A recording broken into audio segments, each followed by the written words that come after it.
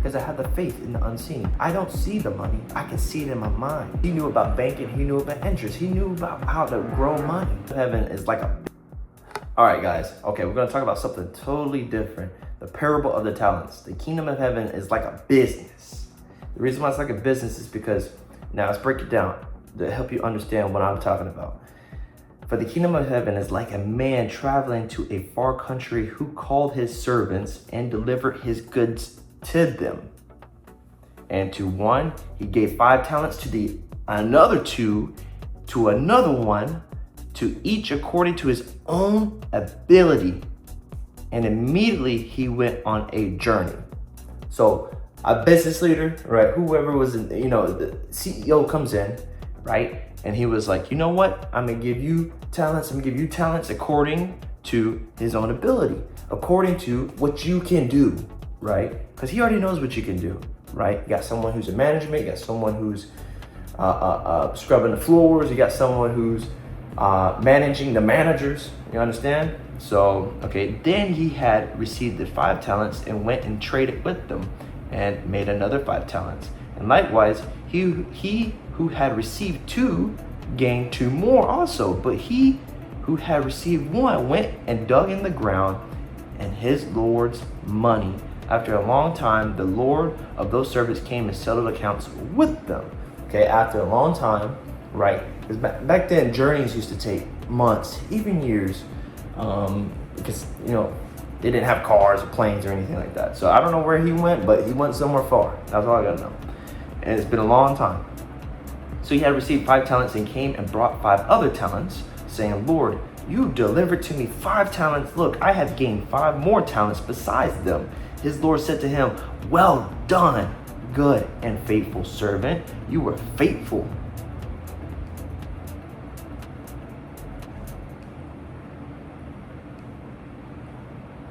You were faithful over a few things. I'll make you a ruler over many things. Enter the joy, okay?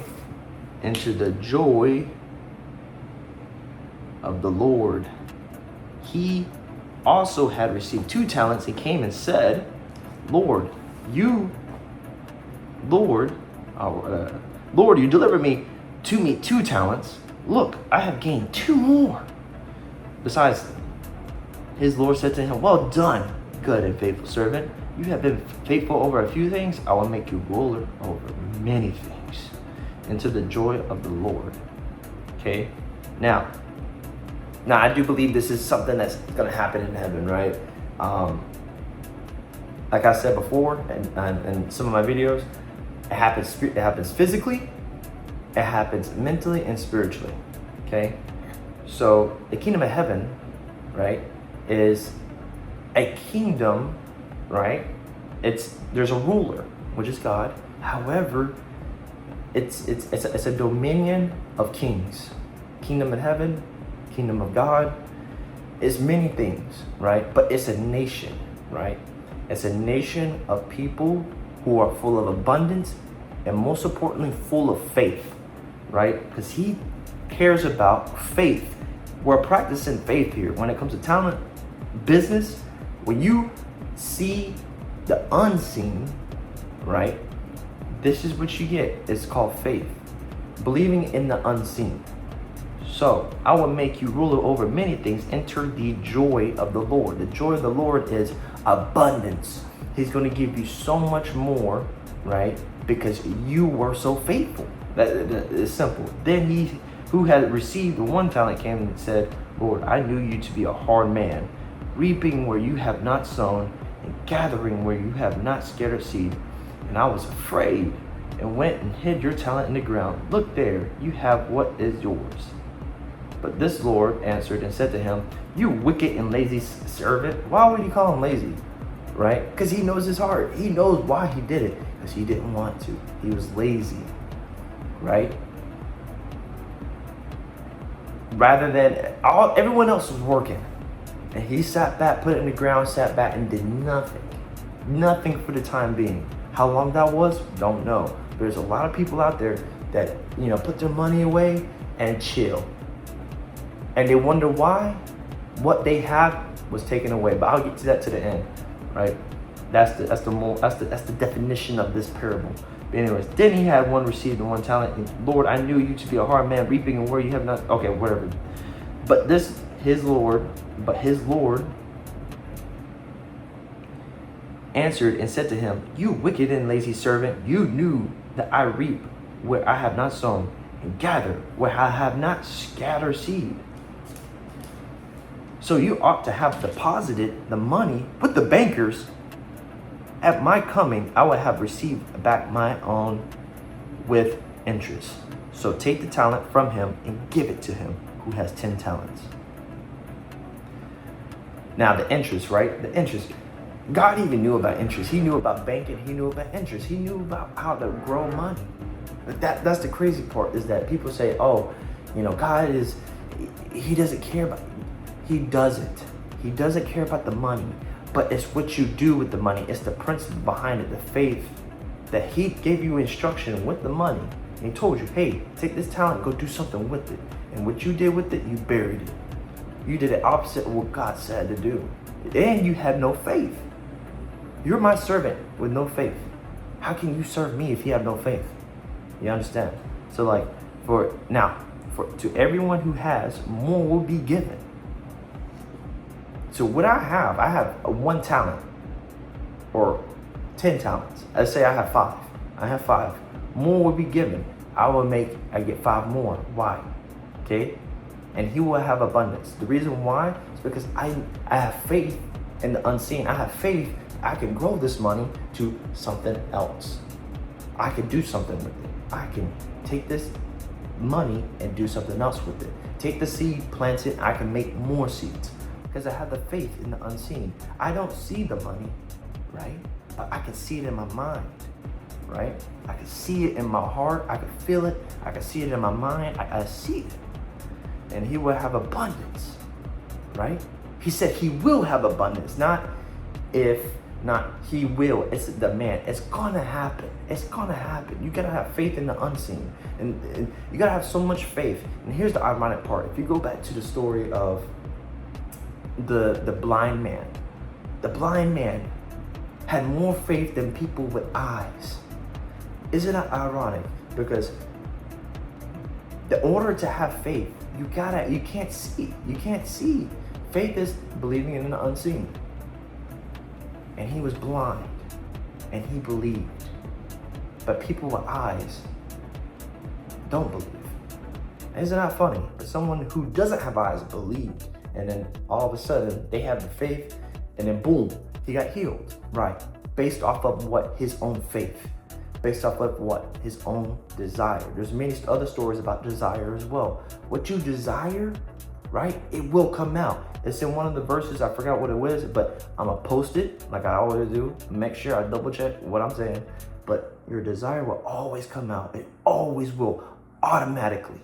It will happen. Why? Because what you desire will happen. So yes, we gotta be careful what you desire. If it's good or evil. However, it will come out no matter what. So, for to everyone who has more will be given. And he will have abundance. That person who has, to everyone who has, more will be given. That person who has abundance has faith. The person with abundance has faith. But from him who does not have, even what he has will be taken away. What will be taken away, right? Because he doesn't have it. From him who does not have, if he thinks that he does not have money, if he thinks he does not have the ability to grow wealth, or to even, let's say, if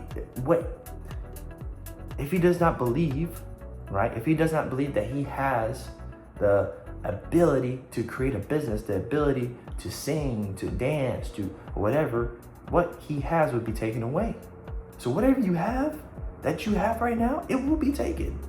Why? Because you believe that you don't have it. But when you believe that you have it, the ability to do whatever, right, then more will be given to you.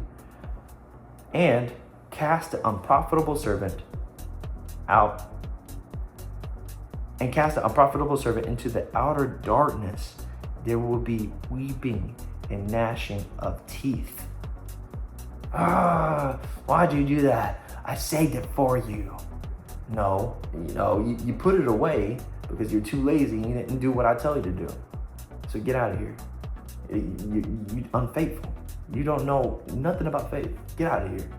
This is the reason why I just want to say is the reason I want to talk about that the kingdom of heaven, kingdom of God is like a business. Apply this into your goals. Apply this into however how this word speaks to you. Apply it to your goals. That's what I do, and I will show you how I will do it. I'll post it right now, and just take a look at it, and you'll see how I apply this into my goals. So I read my goals in the morning.